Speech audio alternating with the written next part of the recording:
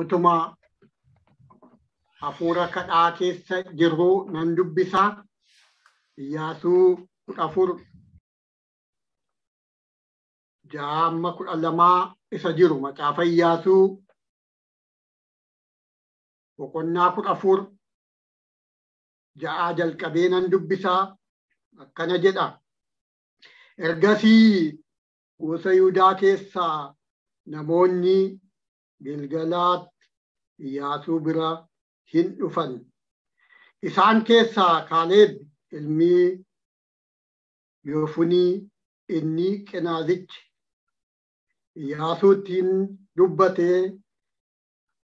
Inni dubbii Waaqayyoo Qaadesh Barneetti waa'ee koof waa'ee kee Museen namni Waaqayyoo dubbate ati beekta.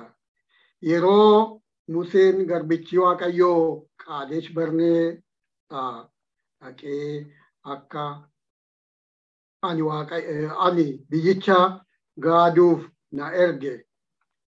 Ani nama waggaa 40 ture. Ani deebi'een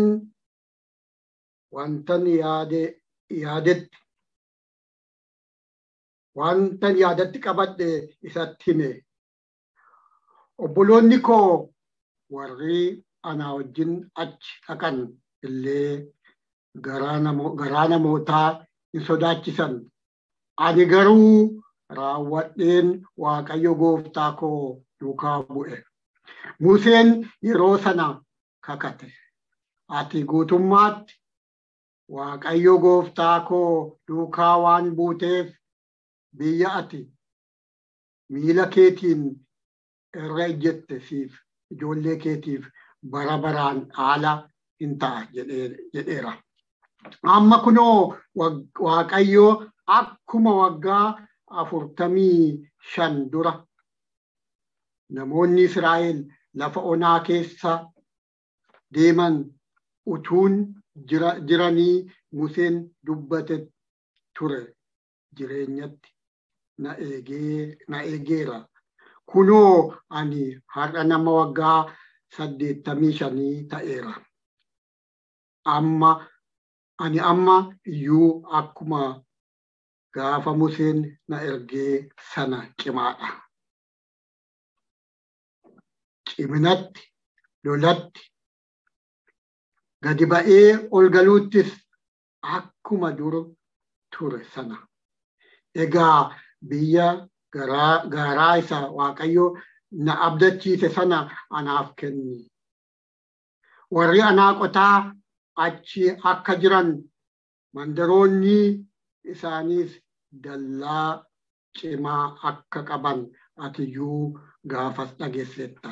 Garuu Waaqayyo yoo anaa gargaare an akkuma inni jedhe achi isaan nan baasa jedhe. Haalleluuyaa. Maqaan gooftaa kan ulfaate haa ta'u. Waaqayyo Waaqa amanamaadha. Waaqa kaleessa Kaaleeb wajjin ture. Waaqa Iyyaasuu wajjin ture. Waaqa Musee wajjin jiru ture. Waaqa har'as nu wajjin jiru. Maqaan isaa baraama baraa kan ulfaate haa ta'u. Waaqayyo keenya hin jajanna. Waaqayyo maqaan isaa haa ulfaatu. Eegee tiksee har'aan kan nu ga'e.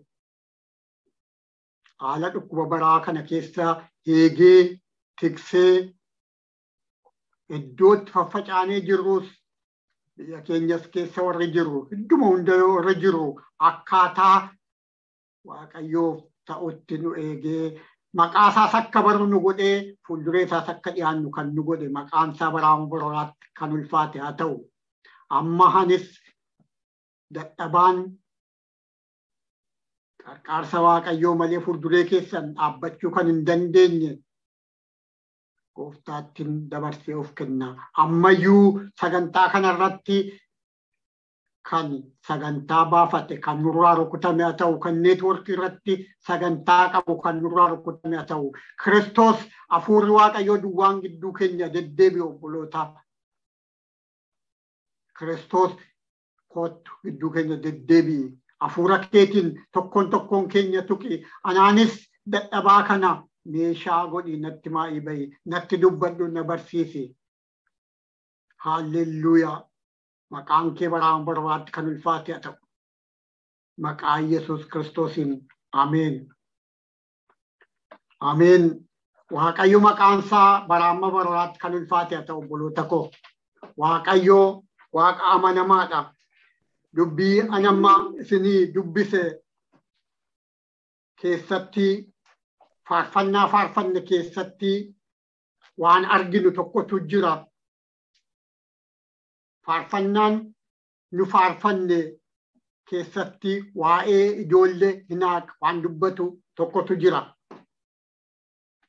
Waa'ee Iyaarikoo kan dubbatutu jira. Asitti macaafa Iyyaasuu 14 keessaa kan dubbifne waa'ee dhaqanii biyya qabachuu, waa'ee ijoollee Hinaaq lafa jiran sana deemanii qabachuutu jira. Waa'ee Iyaarikoo yeroo yaadu barreeffama tokkoon dubbise baay'ee sin dinqa obboloota koo.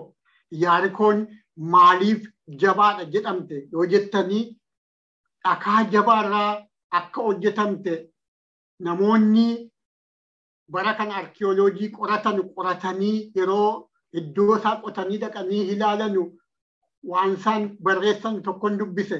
Bal'inni dallaa sanaa duwwaan meetira 2 ta'a jedhu bal'inni isaa. Konkolaataa bal'ina konkolaataa olii jedhu. Baay'ee bal'aadha jechuudha. Dallaan akka sanaan magaalatti naanna'e jedhama. Booddee qoratanii gaafa bira gaanu dallichi yoom jige yeroo jedhamu ofiisaan akka jige akka bira gaan dubbatama. Kana jechuun nuuf beekamaadha.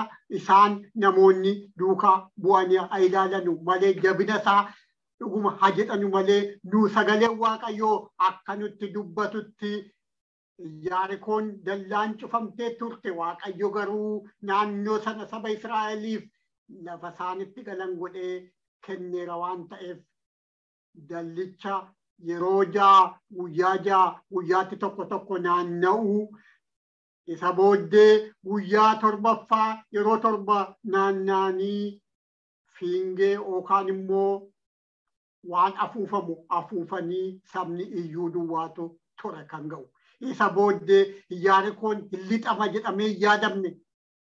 Achi ol fageenyi isaa baay'ee guddaadha jedhama kan hin yaadamne jige.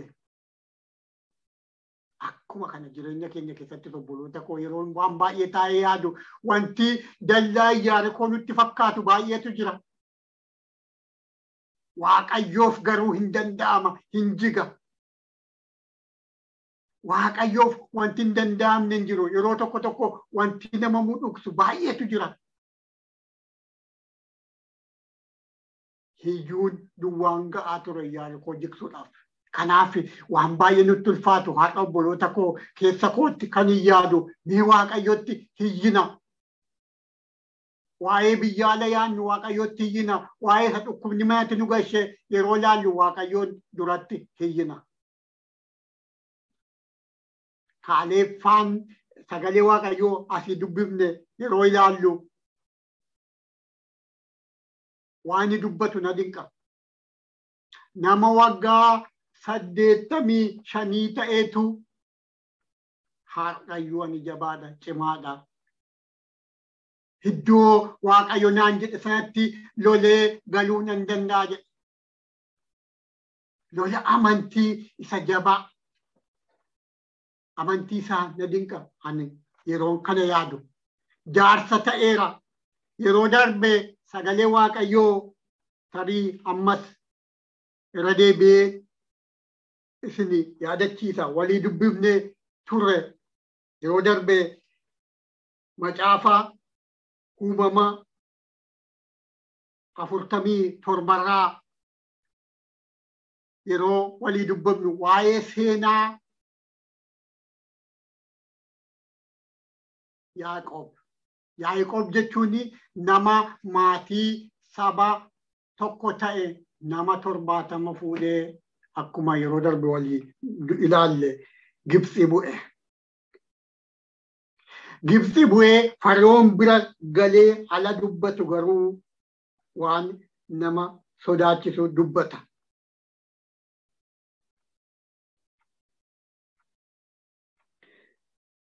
Afurtamii torba seera uumamaa 9 irratti barri ani karaa deemummaan itti jiraadhe waggaa 130.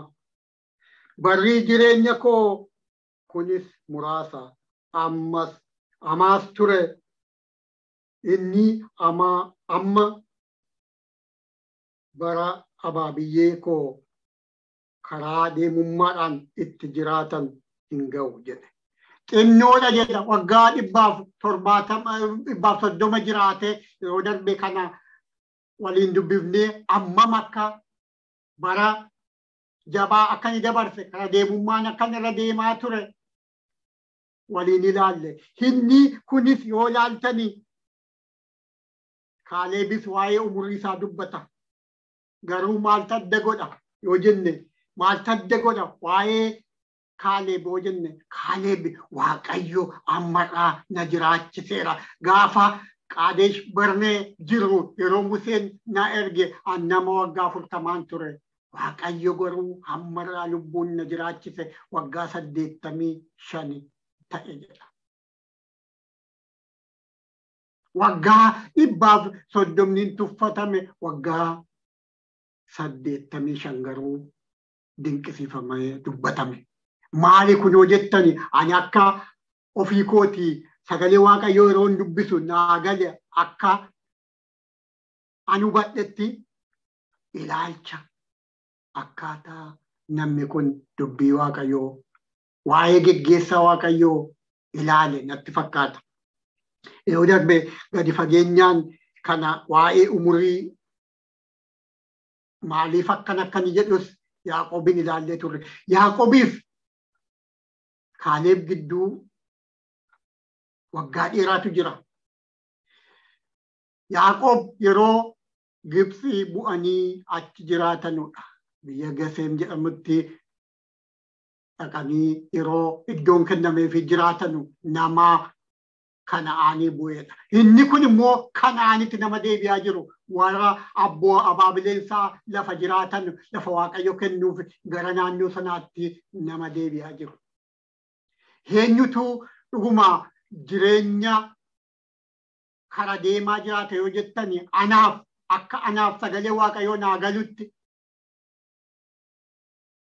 Yaaqoob immoo Kaaleeb yoo jettani Kaaleeb jechuun nan danda'a. Maaliif yoo jettanii Kaaleeb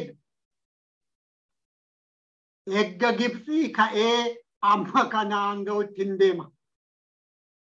Lafa onaa keessa hin deema. Iddoo tokko qe'ee koo lafa jedhu hin qabu. Yaaqoob qe'ee qabaa ture. Inni kun hin deema. Nama waggaa 40 yeroo ture deemsarra jira. Nama waggaa 85 yeroo ta'e deemsarra jira. Lafa qabachuuf jiraachuuf. Sichi 85 booda dhaqee iddoo jireenya qe'ee uumee jiraachuuf deema. Na dinqisiisa. Ammayyuu ani jabaadha. Isa Waaqayyo jedhe sana bira nan ga'a jedha. Ammayyuu Waaqayyo waggaa 85 akkan ga'u kan na godhe. Waggaa 45 kan eeggan gaafan Qaadesh Barnee dhaqee biyya sana ilaale. Yaa Iyyaasuu ati argiteetta dhageesseetta. Biyya sana yeroo ilaale sana yaadatta. Yeroo sana nama waggaa 40 ture. Hamma garuu 85 har'ayyuu galuun qabachuun qaba. Waan na dinqu keessaa Qaadesh Barnee jechuun erga bishaan addaan citee bishaan galaan diimaa addaan citee ce'anii erga mannaan Waaqa irraa ce'ee nyaatanii miraakilii kana hunda dinqii kana hunda arganii Qaadesh Barnee ga'an. Itti dhiyaataniiru. Ergasii waggaa 45 guutuu Kaaleeb lafa hin qabanne jedhee yaaduun ture. Sun sagalee Waaqayyoo yeroo dubbisu kana dinqa keessaa odoon ilaaluu dhabaadhe akka kana naan galu. Waggaa 45 eega Qaadesh Barnee ka'ee lafa engadda yeroo sana waggaa 45 dura dhaqee ija mukaa babbareedaa nyaatamu kana baatanii wasaasaa baatanii Qaadesh Barneetti deebi'anii booddee obboloota koo isa booddee waggaa 45 taa'eetu ammayyuu hin galle. Ammayyuu immoo eeyyama gaafata. Waan na dinqatu isa eeyyama gaafata. Galumoo na ayyamtamoo jedhee gaafata. Waan nama dinqu akka geggeessaa tokko tokko akka nama dibamee tokko akka namni Waaqayyoo hafuura addaa nama qabuudha jedhee dhugaa ba'uu fi tokkotti. Akka nama Museen geggeessaan saba Waaqayyoo nama garaa guutummaadhaan Waaqayyoon duukaa deeme jedhee dhugaa ba'uu tokkotti. Yaa Iyyaasu aniifati tokkuma turre yeroo dhannesi yeroo achi deebines dhugaa ba'iif nu kennine tokkuma. Waan ansi gaafadhuuf iyyuu hin qabu. Amma deemaan jira gara sanatti galuudhaaf.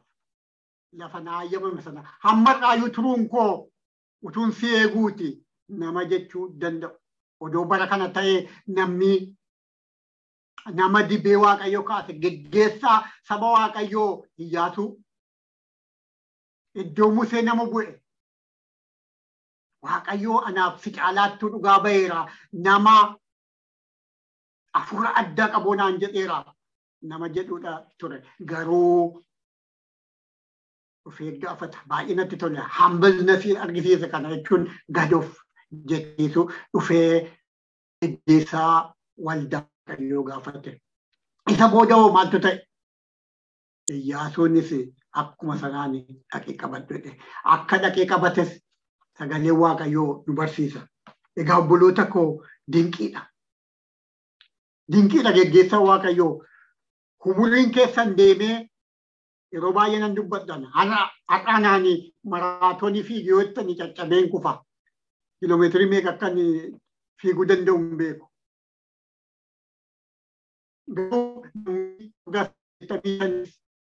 Fiigee lafa qabu. Garuu beektuu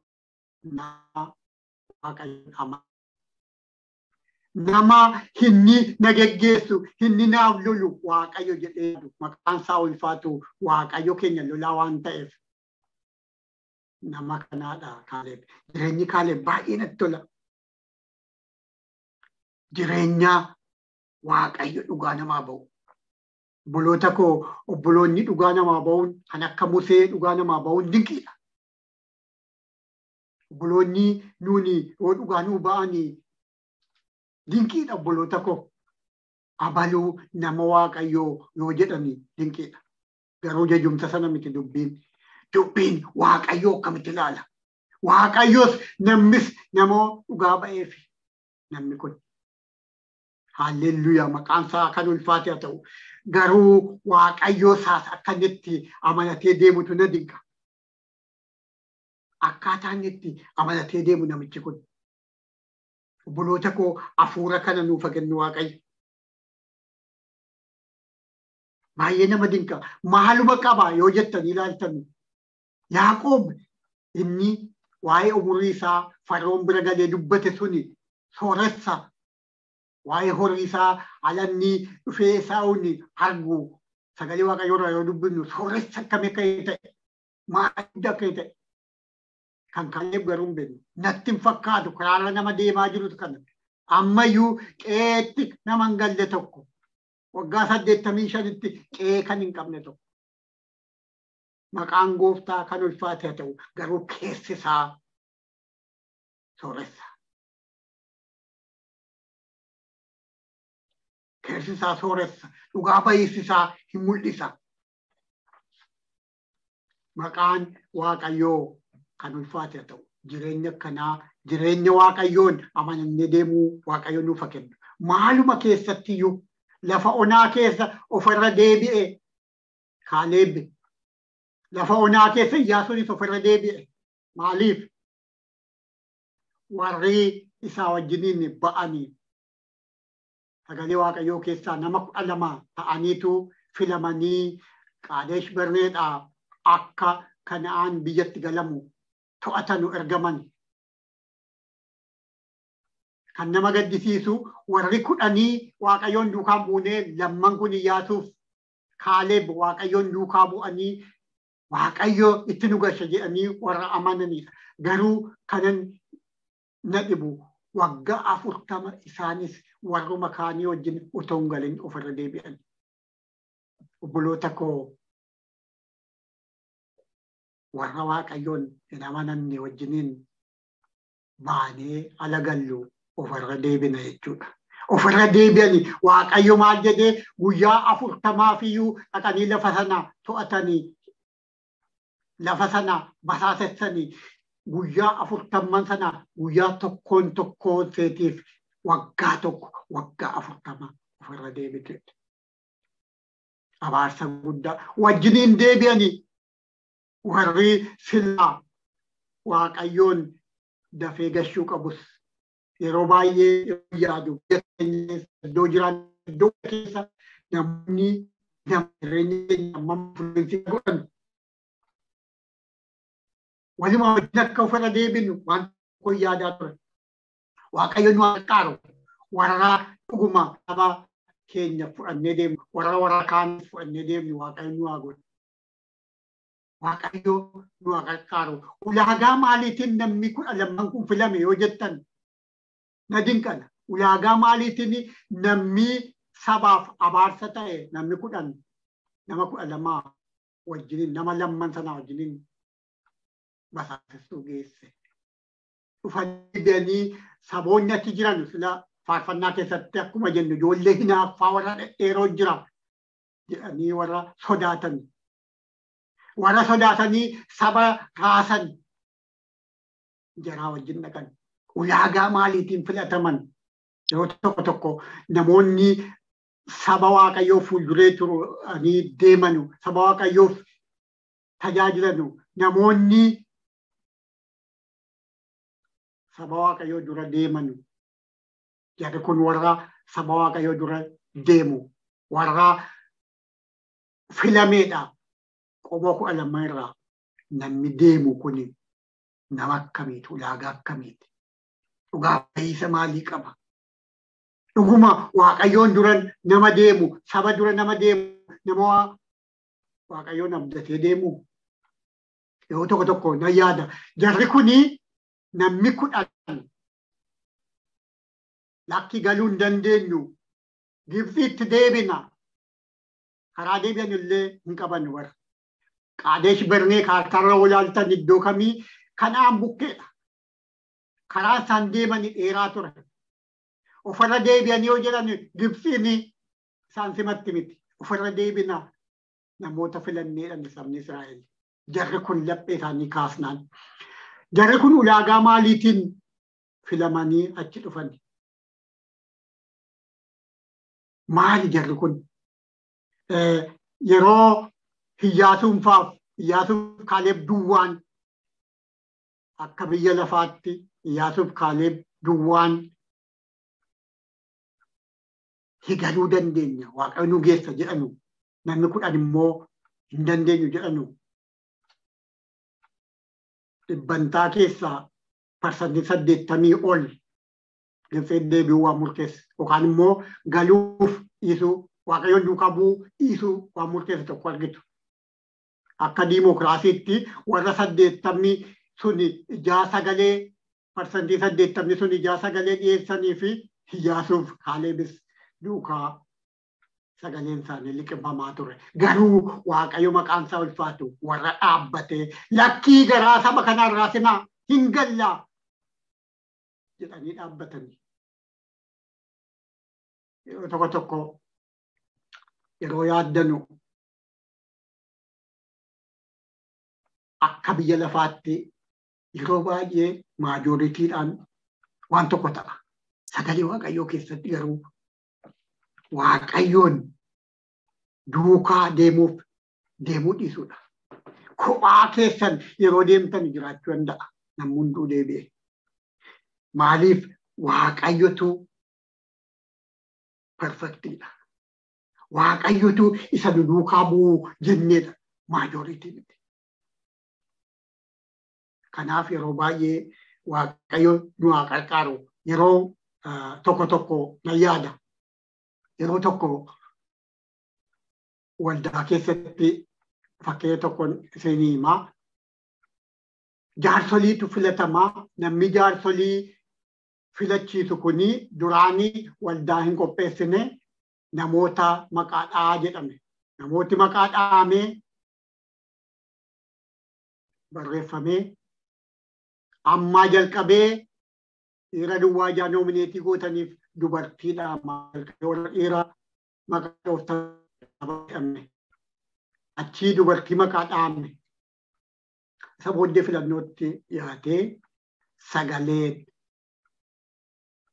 caalmaadhaan jaarsoliin waldaa filataman.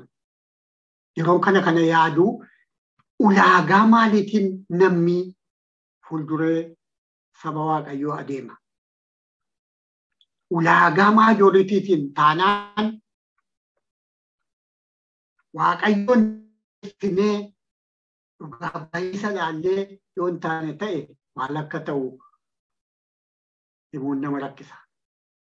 Mana waaqayyoo keessatti kan jiru obboloota koo. Dhuguma obboloonni namaa jechuun sirriidha. Garuu waaqayyo yoo jedhe duwwaadha. Waaqayyo yoo jedhe duwwaadha. Waaqayyo nu haa qarqaaru.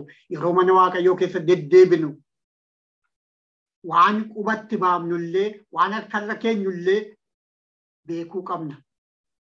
Jarri kun kurnan yeroo filamanii waaqayyoo filaa jedhe.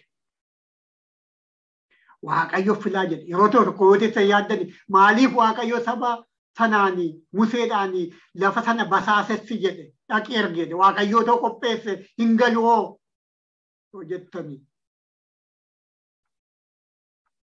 waan akkaataa isaa itti yaadan beeka waaqayyo.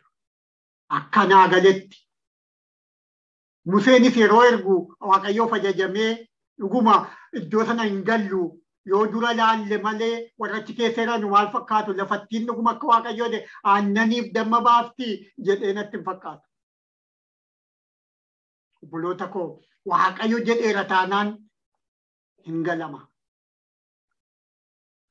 Ani Kaaleb irraa kanan Iyyaasuu irraa kanan arge hin iyyani maaltu ta'ee saboonni irratti ka'anii nu ficcisiisuu fi Gibxiitti deebina. Maaloo hin dhumna jedhanii Iyyaasuu fi Kaalebin amma ajjeesuu ga'anutti yaadani.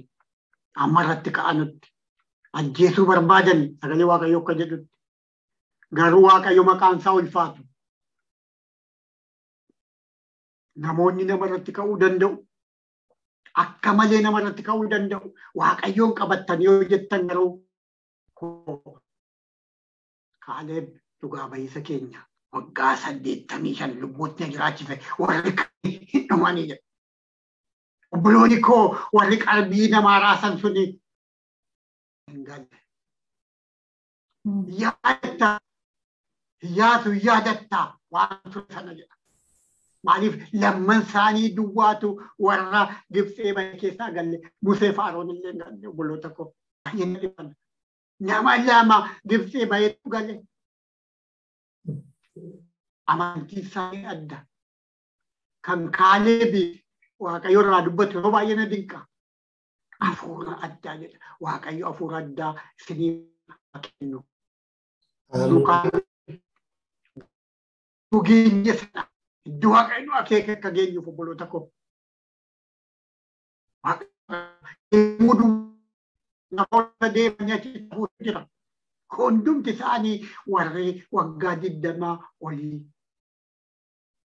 hin galle. Gibxii dhalatan hin galle jechuudha. Warra booda dhalatantu gale.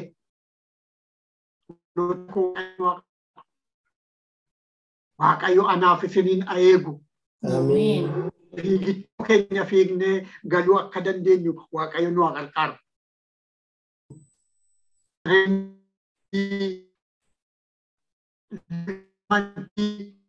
afaa miti garuu waaqayyotu nuu lola. Kanaaf kan waggaa 85 ta'ee jaarsi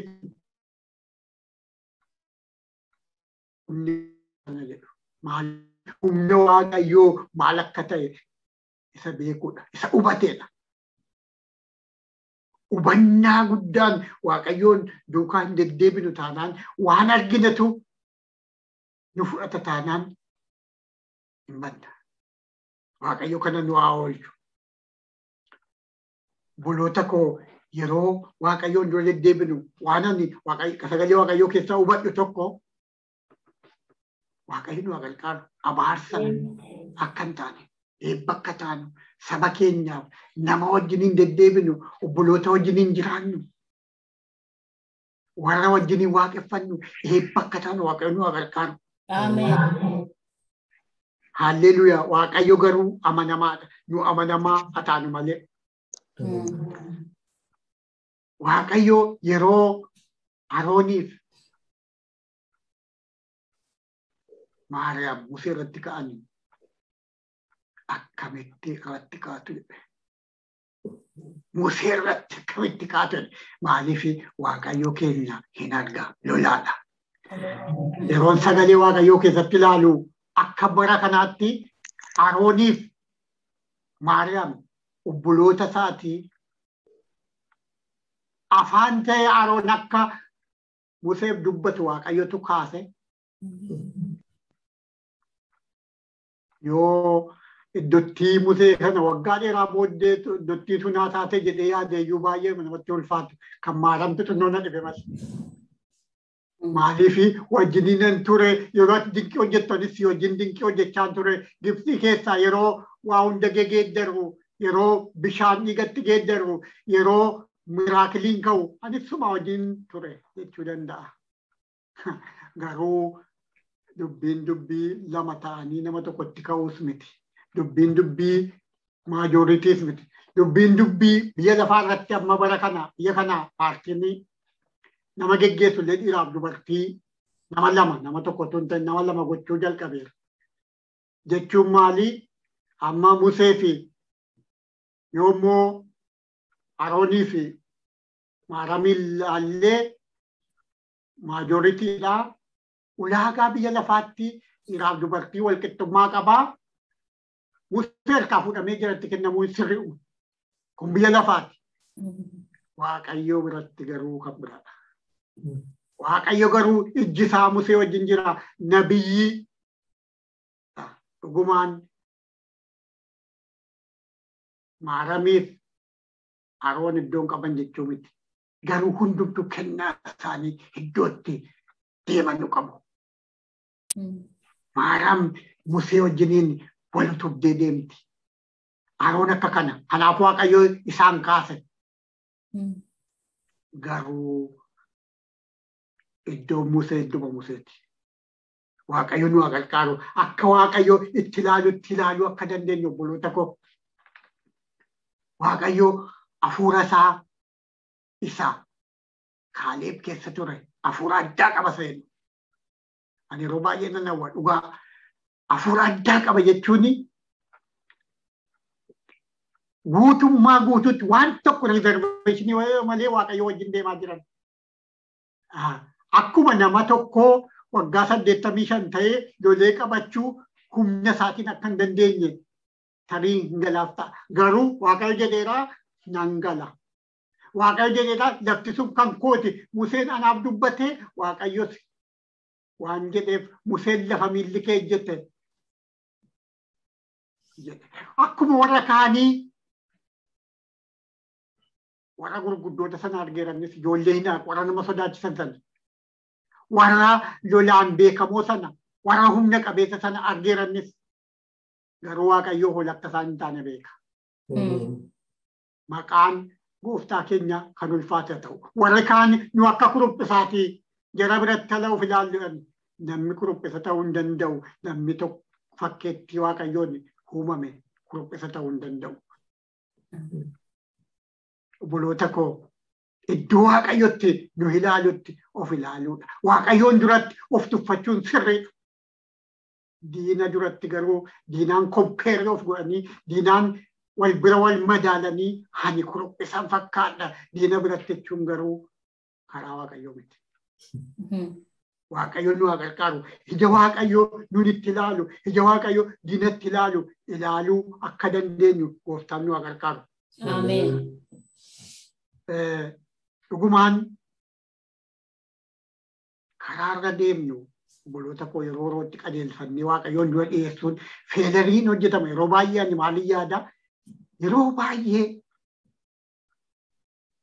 namni balleessatu hin ta'in akkaataan itti deebi'uun achi fakkaata. Dafanii waaqayyoon duratti sabmitii of gochuu amma Arooniif